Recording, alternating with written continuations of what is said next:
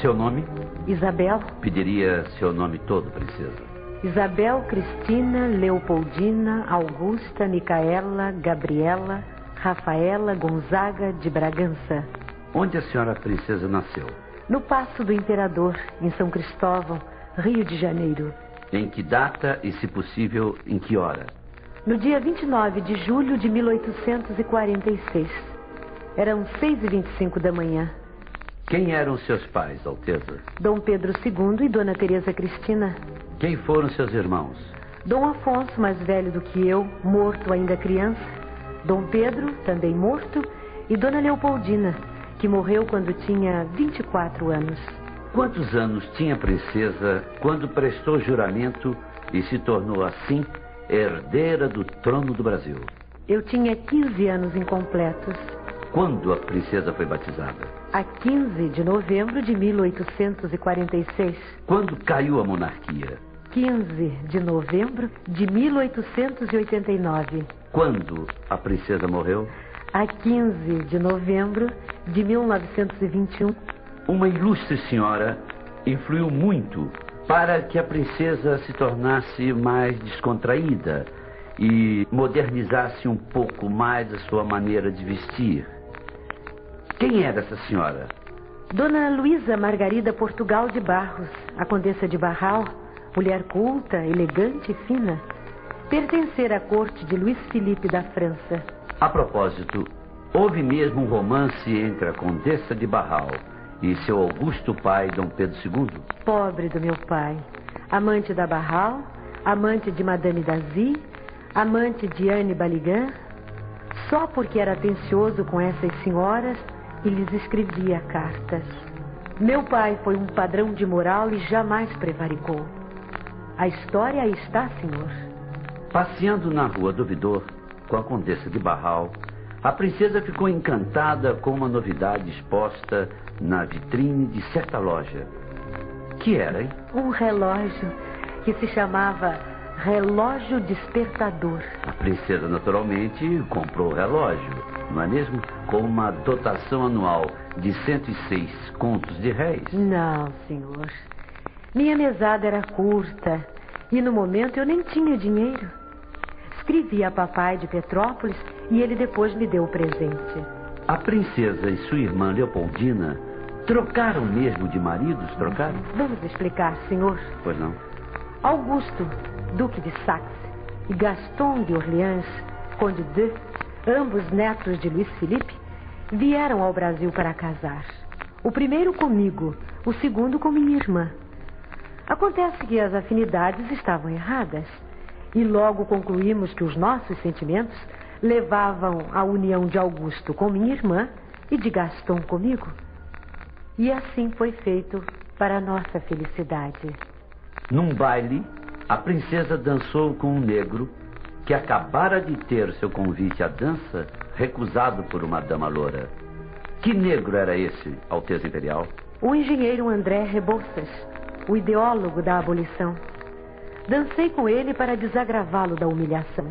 Princesa Isabel, sua imagem de bondade ficou na história pelo fim da escravatura. Mas a senhora é a grande responsável pela Guerra do Paraguai. E eu tenho provas disso. Se a senhora tivesse casado com Solano Lopes, talvez não houvesse a página negra que foi a Guerra do Paraguai. Casar-me com um caudilho? O imperador nem deu resposta às cartas de Solano Lopes pedindo a minha mão. É verdade que seu marido só foi terminar uma guerra que Caxias já havia ganho? Desde o começo, meu marido sentia-se desmoralizado por não ir defender o Brasil. Gaston suplicou o imperador e pediu a Caxias. O Conselho de Guerra deu um não ao seu pedido. Gaston queria lutar, não queria parecer um genro protegido. Mas quando o Conde de foi nomeado, a senhora escreveu uma carta desaforada ao imperador, seu pai, não foi? No dia 20 de fevereiro de 1869, veio a ordem para que Gaston assumisse o comando do exército. Caxias pedira demissão e o importante agora era prender Solano Lopes foragido. Gaston estava doente e eu temia viesse ele a morrer. Eu disse que se ele fosse, eu também iria. Escrevi a carta assim. Disse algumas coisas ásperas a Dom Pedro. No final, pedi perdão pelo que escrevi. Por 3 vezes, a princesa substituiu o imperador no governo do Brasil. Na ausência de Dom Pedro, na primeira vez, a senhora tomou importante medida. Qual foi essa medida? A 28 de dezembro de 1871, era concedida a liberdade para os filhos de mulher escrava nascidos dali em diante. Foi a lei do ventre livre. A luta pela abolição era difícil?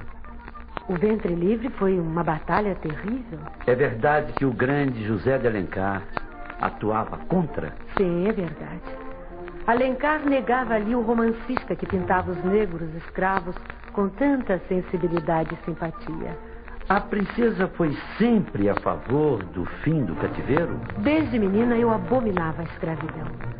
Doía-me o coração ver os pobres negros espancados a chicote na praça pública, sendo vendidos como simples objetos, sofrendo toda a sorte de humilhações. Muitos fugiam, refugiando-se nos quilombos, onde preferiam esperar a morte a voltar à condição de farrapos humanos, sujeitos à vontade dos seus donos. Nas ruas, ouvia-se o clamor, o grito angustiado de liberdade, que se misturava à palavra candente de Castro Alves, Patrocínio, Rui Barbosa, Joaquim Nabuco, Lopes Trovão. A senhora tinha consciência de que a abolição seria o fim do império, princesa? Sim. Quase todo o ministério desaprovava o movimento. É verdade que em Petrópolis houve festas com renda para o Fundo de Libertação? Sim. Uma linda batalha de flores e um grande baile em benefício das obras da matriz. Nesta altura, eu já tomara sobre meus ombros a responsabilidade de tudo, certa de que só estaria fazendo bem. Quando a princesa assinou a lei que aboliu a escravidão no Brasil? No dia 13 de maio de 1888. Chamaram-na Lei Áurea.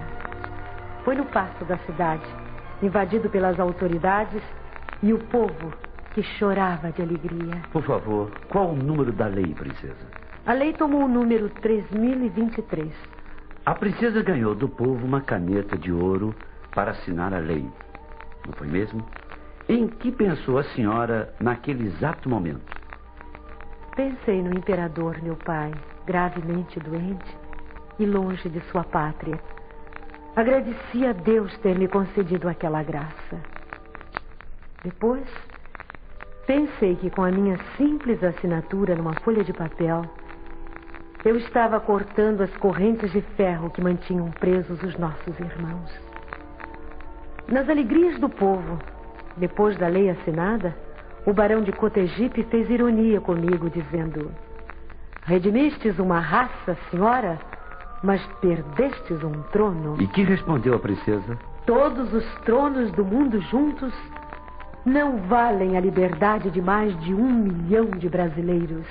Obrigado, princesa Isabel, a Redentora, pela abolição dos escravos em nosso Brasil. Obrigado, princesa.